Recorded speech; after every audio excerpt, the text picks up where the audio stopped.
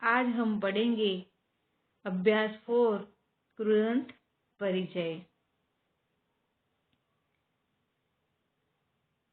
तो standard 9th में हम लोग संबंधक भूत कृदंत हेतुवर्त कृदंत का परिचय हमने किया है। आज हम 2 नए और कृदंत सीखेंगे, भूत कृदंत और विध्यर्थ कृदंत। तो पहले हम देखते हैं भूत कृदंत। भूत कृदंत में नीचे दिए गए सेंटेंस में क और ख दिया है। जैसे क में पहला सेंटेंस है कृष्णः पठनाय गुरुकुलम अगच्छत। ख में कृष्ण पठनाय गुरुकुलम गतवान। दूसरा सेंटेंस है गार्गी एकम वेदम अपठत। ख में दूसरा सेंटेंस है गार्गी एकम वेदम पठितवती। तीसरा सेंटेंस क में छात्रः काव्यम अलिखत। तीसरा सेंटेंस ख में छात्रः काव्यम लिखितवान। ऊपर दिए गए क और ख विभाग में दिए गए सेंटेंस जो है, इन दोनों विभागों के वाक्यों में जो रेखांकित पद है वो क्रियापद है और दोनों के वर्ग समान है। यानी कि दोनों के वाक्य में जो अगच्छत और गतवान रूप जो दिया है वह क्रियापद अलग अलग प्रकार के हैं, किंतु क विभाग वाक्य का अर्थ जो दे रहा है वही ख विभाग का वाक्य का अर्थ होता है। जैसे कि क विभाग में और ख विभाग में दोनों में जो क्रिया अंडरलाइन की है उन दोनों का अर्थ एक ही है। यानी कि एक अर्थ कहने से अलग अलग वाक्य अलग अलग क्रियापद यूज हुए हैं। ऊपर दिए गए दोनों सेंटेंस के वक्ता क विभाग में एक वाक्य से दूसरे वाक्य तक, यानी कि ख विभाग में जो बताया है वो ख विभाग का सेंटेंस है, उसमें वही यूज हुआ है।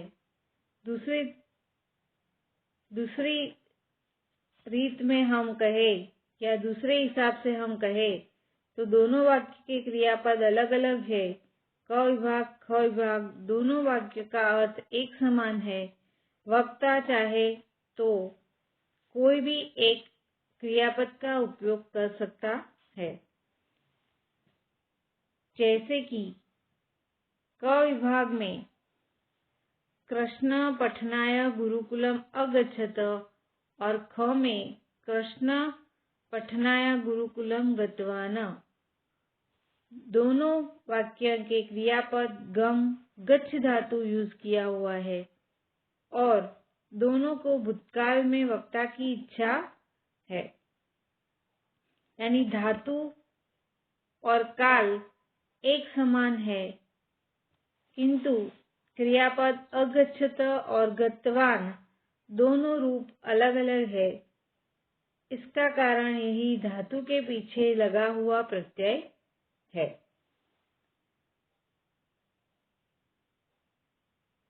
जैसे कि क विभाग में नीचे दिए गए जो वाक्य है उन वाक्य के क्रियापद में हस्तैन भूतकाल और ती प्रत्यांत यानी तिङन्त टिप परस्मय पद का उपयोग हुआ है। ऐसे क्रियापदों को पुरुष तथा वचन योग्य व्यवस्था हुई है। इन व्यवस्था के नियम हम लोग 9th में सीख चुके हैं। क विभाग के सामने ख विभाग के सेंटेंस रखे गए हैं। दोनों क्रियापदों में भूतकाल का, परंतु तिङन्त का नहीं, परंतु कृदंत का कृत प्रत्यय है। तो इन क्रियापदों को वाक्य में तिङन्त क्रियापद से पुरुष और वचन की व्यवस्था नहीं होती है।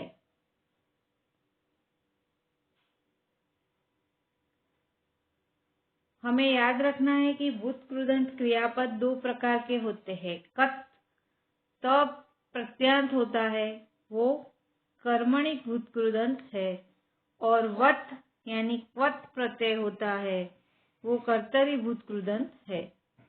ऐसे क्रियापदों को हम उपयोग करते हुए दो बातें हमें ध्यान रखनी है। कर्मणि कत प्रत्यांत क्रियापद हो, कर्मणि भावे यानी कर्म के अर्थ में भाव का अर्थ हो, इसी कारण तक्त प्रत्यांत क्रियापद का प्रयोग करते समय कर्मणि और भावे वाक्य रचना होती है। जैसे कि कर्मणि वाक्य रचना में तीन बाबतों को हम ध्यान रखना होगा। एक तो कर्मणि और भावे वाक्य रचना कर्ता हमेशा तृतीया विभक्ति में होता है। दूसरा, कर्म प्रथमा विभक्ति में होता है। क्रियापद कर्म के हिसाब से लिंग, विभक्ति और वचन होता है।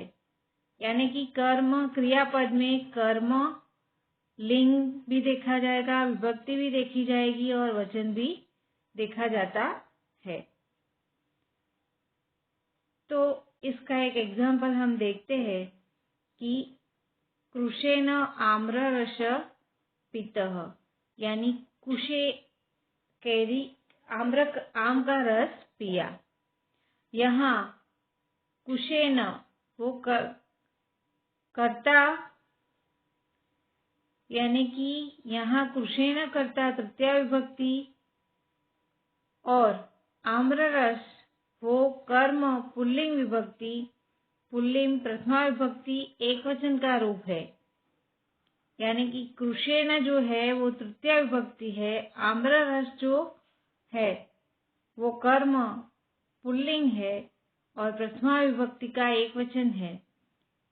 तो यहाँ आम्ररस कर्म के हिसाब से पित्त क्रियापद का पुल्लिंग, प्रथमा विभक्ति और एक वचन का यूज हुआ है। तो उस हिसाब से भावे वाक्य रचना में जैसा कर्म न हो ऐसी अकर्मक वाक्य रचना हो, तब तीन बाबतें ध्यान रखी जाती है। एक, भावे वाक्य रचना कर्ता हमेशा तृतीया विभक्ति में होता है और भावे वाक्य रचना में कभी कर्म नहीं होता, यानी कि क्रियापद अकर्मक होता है और उसमें कर्म नहीं आता। परिणाम से प्रयोग में लाए गए जो बातें हैं उस पे ध्यान देना चाहिए। तीसरा जो है, क्रियापद हमेशा नपुंसकलिंग प्रथमा विभक्ति एक वचन में होता है। तो इसका एग्जाम्पल हम देखें कि रामेण हसितम, यानी राम ने हंस लिया। तो रामेण कर्ता तृतीया विभक्ति में है, कर्म नहीं है। उसका नियम ये है और उसका सोचना ये है कि जहाँ क्रियापद हसितम है तो नियम के मुजब नपुंसकलिंग और प्रथमा विभक्ति एक वचन में है। तो दूसरा, उसी तरह सीतायाम हसित, इसका प्रयोग जहाँ कर्ता स्त्रीलिंग होता है वहाँ क्रियापद हमेशा नपुंसकलिंग प्रथमा विभक्ति एक वचन में यूज होता है। अभी हम देखेंगे त्वत् प्रत्यय, यानी कि क्वतु, क्वत् और त्वत् प्रत्यांत। क्रियापद जो होता है वो कर्तरी यानी कि कर्ता के अर्थ में होता है। इसी कारण वर्त प्रत्यांत क्रियापद जब भी यूज करना हो तो कर्तरी वाक्य रचना होती है। कर्तरी वाक्य रचना करने के लिए हमें 3 बाबतें ध्यान रखनी चाहिए। एक, कर्तरी वाक्य रचना प्रथमा विभक्ति होती है। दूसरा, कर्म हो तो द्वितीया विभक्ति में होता है। और कृदंत में पद के कर्ता के अनुसार कर्ता की लिंग, वचन और विभक्ति यूज होती है। जैसे कि यहाँ दिया है, देवव्रत ग्रंथान दत्तवान। कर्ता देवव्रत है, प्रथमा विभक्ति एक वचन में ग्रंथान व कर्म है। द्वितीय विभक्ति यहाँ यूज हुई है, दत्तवान वो कृदंत क्रियापद है और कर्ता के हिसाब से दत्तवत, दत्तवान पुल्लिंग में प्रथमा एक वचन यूज हुआ है। उसी प्रकार कर्मणि भृत कृदंत जो है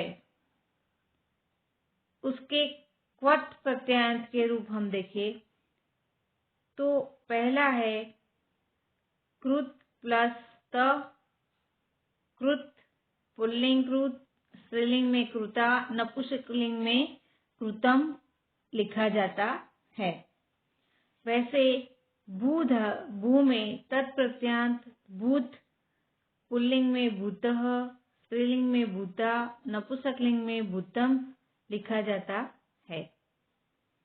तीसरा, पा प्लस त यानी पित्त, पुल्लिंग में पितः, स्त्रीलिंग में पिता, नपुंसकलिंग में पितम।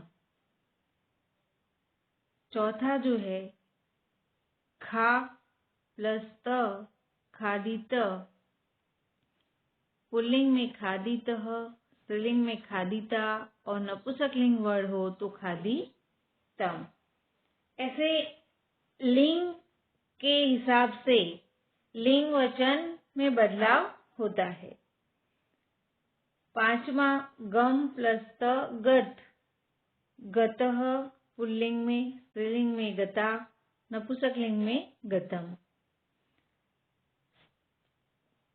छठा जो है दा प्लस त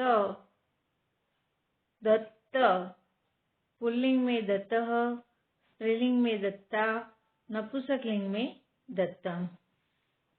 तो बच्चों, हमने अभी पढ़ा कर्मणि भूत कृदंत जो कत यानी त प्रत्यांत होता है। आगे हम नेक्स्ट वीडियो में देखेंगे। अस्तु।